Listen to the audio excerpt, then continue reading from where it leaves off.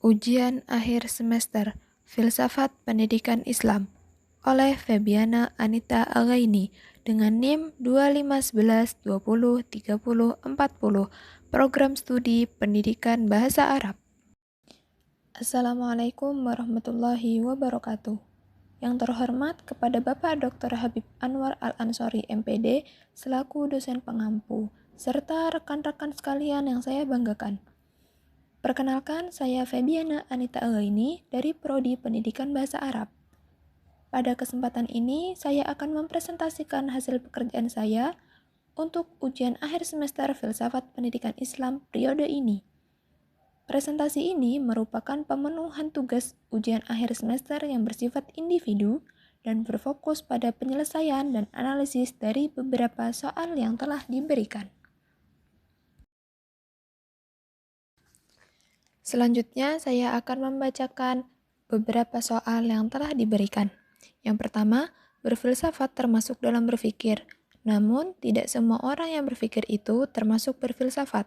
Beri narasi penjelasan pernyataan di atas. Soal kedua, pada perkuliahan, Anda telah mempelajari hubungan antara filsafat, pendidikan, dan manusia. Beri penjelasan hubungan tersebut. Ketiga, deskripsikan definisi filsafat pendidikan Islam, latar belakang munculnya filsafat pendidikan Islam, mengapa filsafat pendidikan Islam perlu dikaji, apa saja manfaat mempelajari filsafat pendidikan Islam, bagaimana tinjauan filsafat dalam konteks filsafat pendidikan Islam, apa saja ruang lingkup kajian dalam filsafat pendidikan Islam. Soal keempat, deskripsikan perbedaan antara aliran filsafat pendidikan berikut ini. Pertama, aliran progresivisme, aliran esensialisme, aliran perennialisme, dan yang terakhir, aliran rekonstruksivisme. Kelima, di dalam pendidikan Islam terdapat beberapa tokoh pemikiran pendidikan, di antaranya ada Kiai Haji Hashim Asy'ari dan Kiai Haji Ahmad Dahlan. Beri penjelasan ringkas, kontribusi, dan bagaimana konsep pendidikan menurut kedua tokoh tersebut. Keenam, bagaimana konsep pendidikan Islam yang Anda ketahui, serta masih kooperatifkah konsep pendidikan Islam itu ditinjau dari aspek kesejahteraan hidup, serta jelaskan berdasarkan data, fakta, dan logika analisa Anda. Jawaban untuk soal nomor 1. Berpikir dan berfilsafat. Berpikir adalah proses kognitif atau mental yang dilakukan oleh manusia ketika menganalisis, mempertimbangkan, merenungkan, atau membuat keputusan tentang sesuatu. Sedangkan berfilsafat adalah aktivitas berpikir yang menggunakan akal dan penalaran secara radikal, sistematis, dan universal untuk mencari kebenaran yang paling hakiki dari segala sesuatu. Jadi singkatnya, setiap kegiatan berfilsafat adalah berpikir, tetapi tidak semua kegiatan berpikir termasuk berfilsafat. Berfilsafat adalah versi berpikir yang lebih terstruktur, mendalam, dan memiliki fokus yang sangat luas. Jawaban soal nomor 2. Hubungan antara filsafat, pendidikan, dan manusia. Filsafat menentukan konsep ideal tentang manusia. Pendidikan adalah proses praktis yang dirancang untuk mewujudkan konsep ideal manusia tersebut. Dan yang terakhir, manusia adalah pusat dan tujuan dari seluruh aktivitas filsafat dan pendidikan. Singkatnya, filsafat memberikan tujuan dan arah bagi pendidikan, dan pendidikan berfungsi untuk membentuk dan mengembangkan manusia sesuai dengan tujuan yang telah ditetapkan secara filosofis. Jawaban soal nomor 3. Pertama, definisi. Filsafat pendidikan Islam dapat didefinisikan sebagai studi mendalam, radikal, sistematis, dan universal yang menggunakan akal dan pemikiran rasional untuk menyelidiki hakikat, tujuan, serta metode pendidikan yang selaras dan tidak bertentangan dengan ajaran fundamental Islam, Al-Quran, dan As-Sunnah.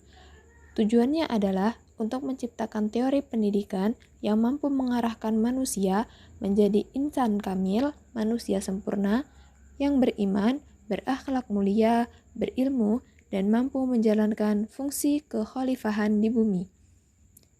Kedua, latar belakang munculnya filsafat pendidikan Islam.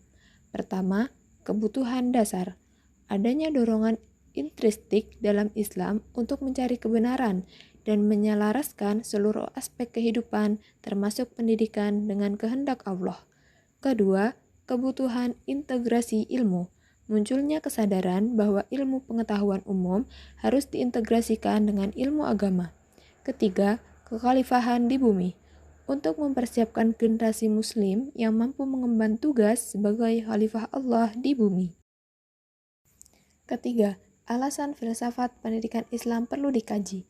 Pertama, memberikan arah dan tujuan, memberikan visi dan misi yang jelas kepada pendidik dan lembaga pendidikan tentang kemana pendidikan Islam seharusnya menuju, yaitu bukan hanya mencetak profesional, tetapi juga hamba Allah yang soleh.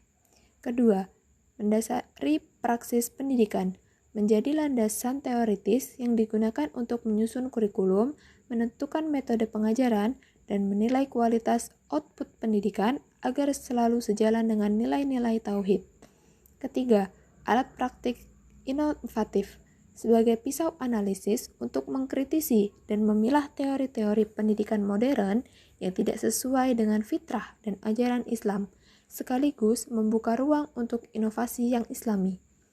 Keempat, menghindari dualisme, membantu menghilangkan dualisme dalam sistem pendidikan antara umum dan agama dengan menawarkan kerangka integratif. Keempat, manfaat mempelajari filsafat pendidikan Islam. Pertama, kepastian tujuan, membantu guru memiliki kepastian mengenai tujuan hakiki pendidikan. Kedua, keterpaduan kurikulum, mampu menyusun kurikulum yang terpadu, tidak terpecah antara ilmu dunia dan akhirat. Ketiga, pengambilan keputusan, memberikan landasan rasional dalam mengambil keputusan strategis di bidang pendidikan. Keempat, pembaharuan pendidikan, mendorong munculnya ide-ide pembaruan tajdid dalam pendidikan Islam. Kelima, profesionalisme guru, meningkatkan profesionalisme guru dengan mendasarkan setiap tindakan pedagogis pada nilai-nilai etika dan moral. Kelima, tinjauan filsafat dalam filsafat pendidikan Islam. Pertama, ontologi, hakikat atau eksistensi. Ontologi menyelidiki hakikat terdalam dari segala sesuatu. Dalam konteks ini adalah hakikat realitas, manusia, dan alam yang menjadi objek dan subjek pendidikan. Kedua, epistemologi, sumber dan proses pengetahuan. Epistemologi menyelidiki sumber, proses, validitas, dan batas-batas pengetahuan yang digunakan dalam pendidikan. Ketiga, aksiologi, nilai dan manfaat. Aksiologi menyelidiki nilai-nilai, moral, etika, dan tujuan akhir dari pendidikan. Tinjauan filsafat ini memastikan bahwa seluruh komponen pendidikan, mulai dari hakikat subjek, sumber pengetahuan, hingga tujuan akhirnya tetap berakar kuat pada pandangan hidup Islam, sehingga mampu menghasilkan generasi yang tidak hanya cerdas intelektual, tetapi juga berakhlak dan beriman. Selanjutnya yang keenam, ruang lingkup kajian filsafat pendidikan Islam. Pertama, hakikat manusia. Kedua, hakikat tujuan pendidikan. Ketiga, hakikat lembaga pendidikan. Keempat, hakikat metode pendidikan. Kelima, hakikat pendidik atau guru. Keenam, hakikat kurikulum. Jawaban soal nomor 4. Pengertian. 1. Progresivisme.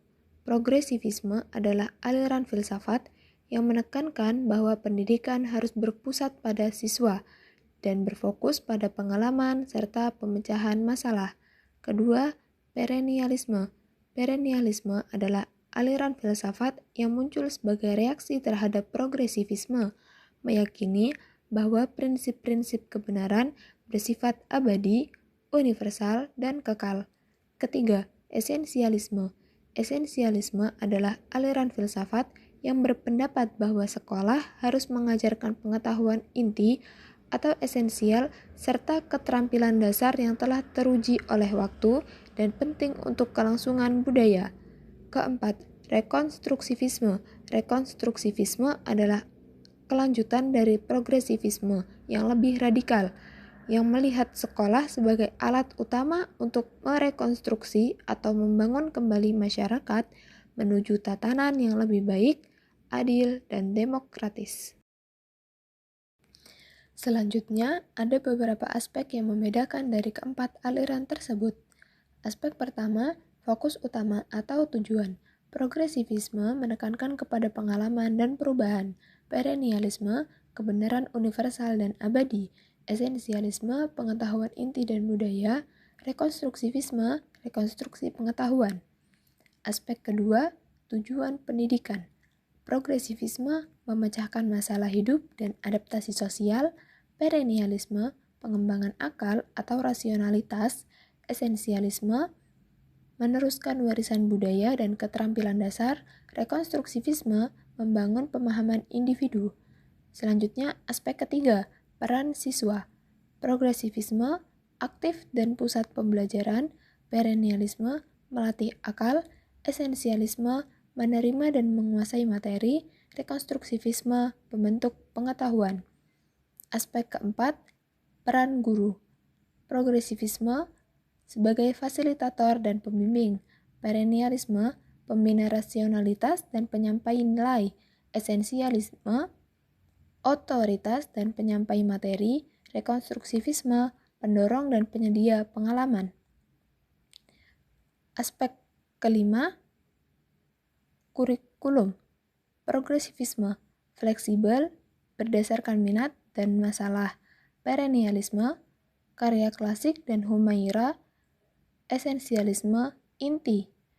Rekonstruksivisme, berbasis inquiry, konsep besar.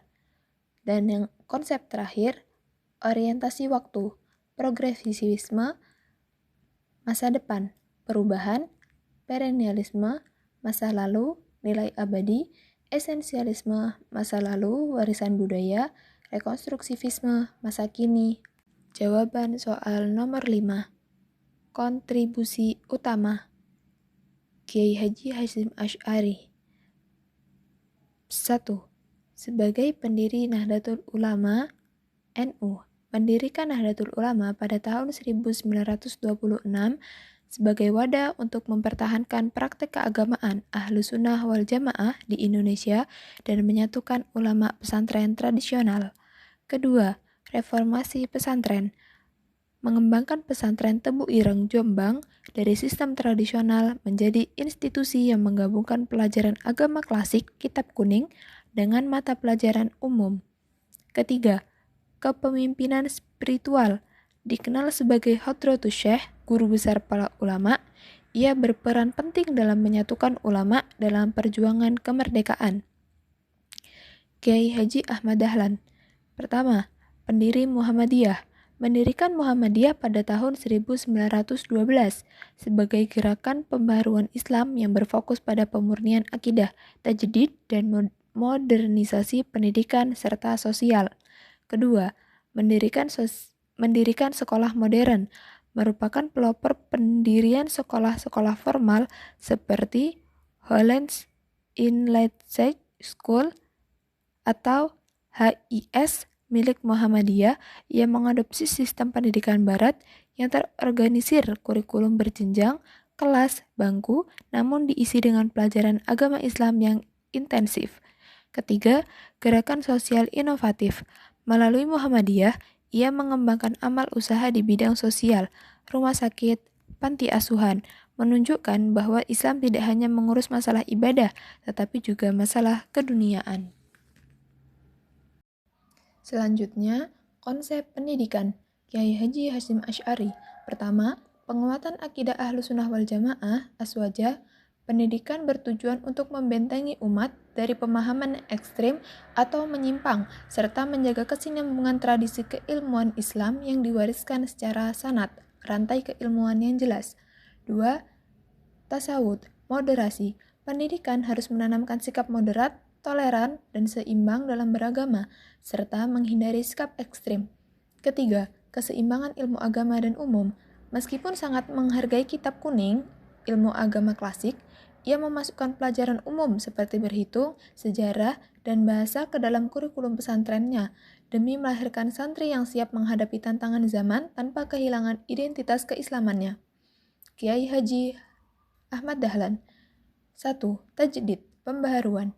Pendidikan harus mendorong umat untuk kembali pada sumber ajaran yang murni, yaitu Al-Quran dan As-Sunnah, serta meninggalkan praktik bid'ah dan kufarot yang tidak memiliki dasar hukum. Kedua, rasionalitas dan kritis, mendorong umat untuk menggunakan akal rasio dalam memahami ajaran agama dan realitas sosial, serta bersikap kritis terhadap stagnasi pemikiran Islam saat itu. 3. Integrasi pendidikan. Menerapkan sistem pendidikan yang mengintegrasikan ilmu agama dan ilmu umum secara formal dan terstruktur. Tujuannya adalah melahirkan muslim yang intelektual dan agamawan sekaligus. Jawaban soal nomor 6. Konsep pendidikan Islam, tarbiyah Islamiyah. Pengertian. Konsep pendidikan Islam adalah proses bimbingan yang diarahkan untuk membentuk manusia seutuhnya, insan kamil yang mampu menjalankan fungsi ganda sebagai hamba Allah dan pemimpin di bumi. Lingkup pendidikan Islam. Pendidikan Islam mencakup 3 pilar utama yang harus dikembangkan secara seimbang. 1. Tarbiyah akliyah, pendidikan akal, pengembangan kognitif, penguasaan ilmu pengetahuan, logika, dan keterampilan profesional. Kedua, tarbiyah ruhiyah, pendidikan ruhani, pengembangan keimanan, spiritualitas, tauhid, dan kedekatan dengan Allah. 3. Tarbiyah jismiyah, pendidikan fisik, pengembangan kesehatan, keterampilan, dan kesiapan fisik untuk beramal dan berjuang. Selanjutnya, kooperatifkah konsep pendidikan Islam ditinjau dari aspek kesejahteraan hidup? Jawabannya adalah ya. Konsep pendidikan Islam sangat kooperatif, relevan, dan fungsional untuk mencapai kesejahteraan hidup, asalkan diimplementasikan secara holistik dan seimbang. Kesejahteraan hidup dalam Islam tidak hanya diukur dari kejayaan materi, tetapi mencakup kesejahteraan fisik, sosial, mental, dan spiritual. 1. Logika analisis, keseimbangan dunia akhirat. Integrasi ilmu. Islam menolak dikotomi pemisahan ilmu, ilmu pengetahuan umum yang mendukung kesejahteraan fisik dan materi dunia adalah bagian yang tak terpisahkan dari ibadah jika dilakukan untuk kebaikan. Filsafat pendidikan Islam mendorong penguasaan teknologi dan sains. Akhlak sebagai basics. Kesejahteraan yang dicapai tanpa etika atau akhlak akan rapuh, misalnya korupsi, eksploitasi. Pendidikan Islam menjamin bahwa kekayaan dan kekuasaan digunakan secara bertanggung jawab, sehingga menciptakan kesejahteraan yang berkelanjutan bagi individu dan masyarakat. Kesejahteraan mental. Pendidikan Islam menekankan tazkiyatun nafs, pensucian jiwa, dan pentingnya syukur dan sabar yang merupakan fondasi kuat untuk kesejahteraan mental dan emosional yang sering diabaikan oleh tolak ukur kesejahteraan material modern. Selanjutnya ada beberapa data dan fakta pendukung. 1. Fakta ekonomi dan kewirausahaan.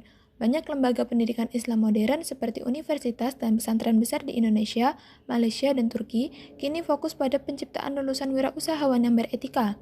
Data global halal ekonomi, sektor ekonomi syariah, makanan halal, mode fashion, pariwisata halal merupakan sektor dengan pertumbuhan tercepat secara global, diprediksi mencapai 50 triliun rupiah pada tahun 2030. Ini menunjukkan bahwa nilai-nilai Islam yang dipelajari dalam pendidikan seperti etika bisnis jujur, menghindari riba, menjadi basic bagi ekonomi real yang mensejahterakan. Selanjutnya ada beberapa data dan fakta pendukung. 1. Fakta ekonomi dan kewirausahaan. Banyak lembaga pendidikan Islam modern seperti universitas dan pesantren besar di Indonesia, Malaysia, dan Turki kini fokus pada penciptaan lulusan wirausahawan yang beretika. Data global halal ekonomi, sektor ekonomi syariah, makanan halal, mode fashion, pariwisata halal merupakan sektor dengan pertumbuhan tercepat secara global, diprediksi mencapai 50 triliun rupiah pada tahun 2030. Ini menunjukkan bahwa nilai-nilai Islam yang dipelajari dalam pendidikan seperti etika bisnis jujur, menghindari riba, menjadi basic bagi ekonomi real yang mensejahterakan. Sekian video dari saya, semoga bermanfaat. Terima kasih telah menyaksikan. Saya tutup. Wassalamualaikum warahmatullahi wabarakatuh.